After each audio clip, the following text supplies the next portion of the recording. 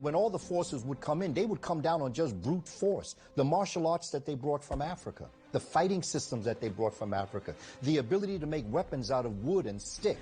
Once again, you have this small island of black people with the population probably not exceeding 500,000 at its highest point. And it's surrounded by antagonists, not only in the Caribbean, but actually worldwide, in a sense, to the extent that European powers had their tentacles globally. And so this was not a time for revolutionary leader of Africans to be pussyfooting around, shall we say. Being a military is not just about weapons. It's much more. You have to be spiritually, you have to be a military. You have to know how to treat people. You have to learn how to heal, because you're going to hurt, you're going to kill.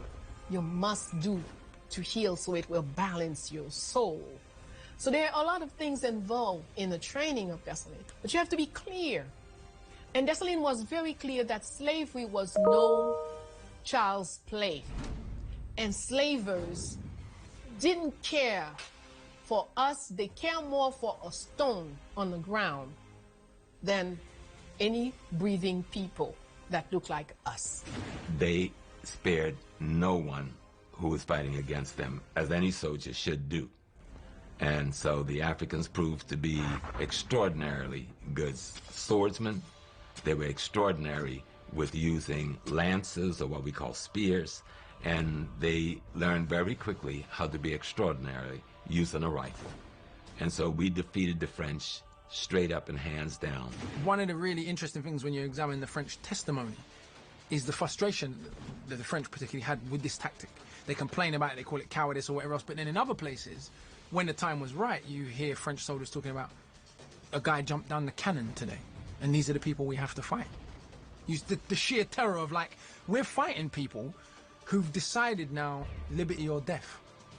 They've decided they are willing to die for their freedom. And this is one of the most fascinating questions about any revolution, but about the Haitian Revolution in particular. What makes people decide at this point, we're now willing to die for an idea, but we weren't yesterday? And you see this behavior. You see people being burnt and tortured, laughing at it. You see people recklessly risking their life. Battle of Vertier, if you look at the French testimony of that final battle, the African behavior in that battle, we would say, was so militarily reckless, i.e. they were so willing to die for their freedom, that the French stopped the battle in the middle to congratulate them and say, listen, we've never seen people die like this. By the time Dessalines rises, circa 1803, circa 1804, the revolution is pretty far down the road, and he had learned the lessons that had ensnared Toussaint and was not about to be arrested and detained by supposed negotiators in good faith. Not only were women very active, there are lots of children active in the fight. Children who made their names.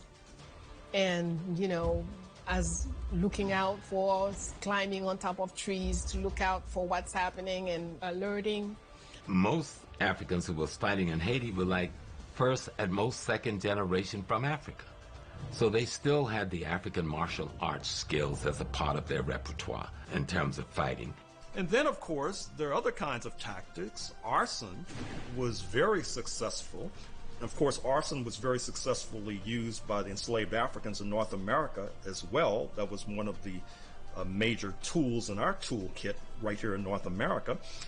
And at a certain point, the European colonizers had to make a judgment as to whether or not it was worthwhile to continue to endure losses, that is to say, deaths, in trying to subdue these revolutionaries, when it's not clear that even if you did triumph, you would inherit a charred and burned landscape. Bonaparte sends this huge armada, thinking, we're gonna get rid of these people, right? But they try to use ruse. That's the other thing. The Haitians really knew how to use ruse, right? They would do all kinds of things like keep changing their clothes and going around to make as if they had more people than they had, stuff like that. Or, you know, the Europeans loved, sleeping with black women or whatever. They never thought that these black women would go back and tell the African warriors what was going on. They used everything that was in their hands. Napoleon's campaign against the Haitians, it was a racial agenda. Napoleon specifically stated that he did not want a black republic. We cannot have a black republic. This thing was completely racial. French writers, a lot of French writers were like, there must be some white person behind this. It's the abolitionists' fault. It's this person's fault. It's those guys who stirred up something else. There was this constant blaming of so-called white agitators. Dessalines, Toussaint, they didn't kill every white person on the island. That's a misconception. We were in war, and we were slaves. And within this slave, we had to fight for our independence. And in this process, you still had certain whites that were with the Haitians. And so they create this model constitution, but they apply it to the circumstance of Haiti. So they say no plantations can exist. No white folks can own land. But they realize that all white folks are not the same, and so they have a special compensation for Polish white folks who joined their revolution and helped them to defeat the French.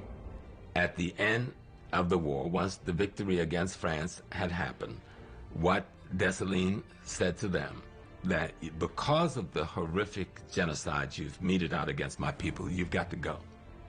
You can't stay. He accepted their surrender.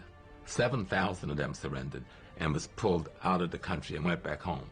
The officers under Rochambeau and the others, who he got a ship for them, fully equipped the ship, and let them go home free. But his request was, all of you go home, okay? Can't stay here.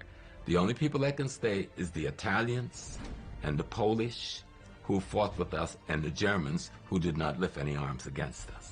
After trying everything and couldn't get off the island, so then he had to come in front of Dessalines. And according to his own journal, he said, Dessalines was magnanimous. He complimented him. He said, you're a good soldier, even if you've lost. They're supposed to give their sword to the winner.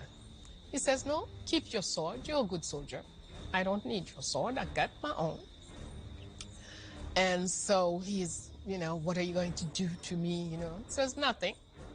I'm going to send you back to France.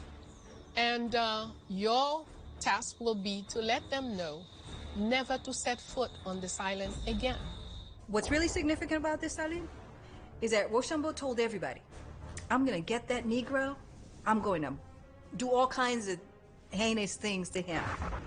But when the Haitians won at Vertières on November 18th, 1803, he didn't kill Rochambeau. He let him go.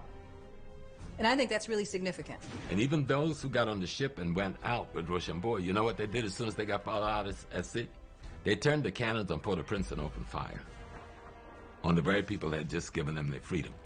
But as fate would have it, they ran into some conflict with the British fleet a few days, 8 days out, and he ended up spending 2 years in a British prison, or longer. Dessalines obviously did kill a lot of white folks, especially the French, right? I think there was like 50,000 soldiers that came to re-enslave us, and 7,000 left alive. And this is really interesting, the way that European imagery of black people came back to haunt them. These big black guys from Africa who've been laboring for you for decades and decades and decades, whose physical brute power and force you've depended on in terms of breeding them and all this. And now they got a machete in their hand. That brute force, that same imagery, sexualized graphic imagery you've created around the black body has come back to haunt you, because now it's aimed at you.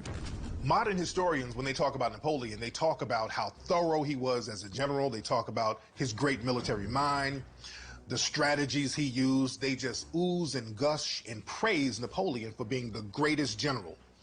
And the thing about Napoleon was defeated by Dessalines. So if your greatest general was defeated by Dessalines, that means Dessalines is the greatest general. Marcus Mosiah Garvey spoke frequently on the Haitian Revolution and the lessons that we could learn from them. And the one lesson is, it ain't over till we win. The Irritated Genie, a book that I read, phenomenal book by Dr. Jacob Carruthers. It's called The Irritated Genie. That irritated genie is the spirit of revolution at all costs. Take no prisoners. We have no friends. It's up to us to make this happen. Then you have the phantom of liberty. The phantom of liberty is the philosophy that you believe that you can negotiate with your enemy, that you can integrate with your enemy, that your enemy wants to be your friend, if you could just sit down and talk. And Dessalines was more of an irritated genie. What's most fascinating about Dessalines, and probably the most under-discussed part of Dessalines' leadership, is that Dessalines attempted, long before the birth of Karl Marx, forms of proto-socialism, if you like, when he governed the island. So he attempted to nationalize all of the land that was formerly owned by the French, which was 75% of the arable land in the country, and spread it amongst the peasants. He was on record as saying, listen, we didn't win this war, i.e. we, the privileged leadership. We won the war. All of us, the peasant population, the enslaved population. And he tried to bring about some form of economic justice in the brief period that he governed. And in my view, and in lots of people's view, that was why he was killed by the other free people of color.